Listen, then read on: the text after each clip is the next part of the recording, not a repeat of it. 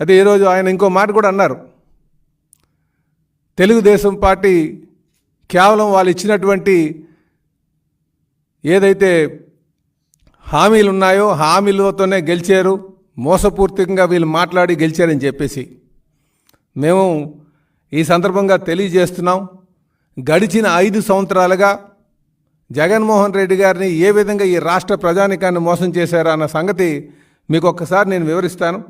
ముఖ్యంగా పేదలకు అందుబాటు లేనటువంటి ధరలు ఎక్కడున్నాయండి? ధరలు ఆకాశానికి అంటుకున్నటువంటి ధరలు, నిత్యావసర వస్తువులు ఎక్కడ కూడా సామాన్యుడు కొనలేనటువంటి పరిస్థితి గత 5 సంవత్సరాలుగా ఉంది.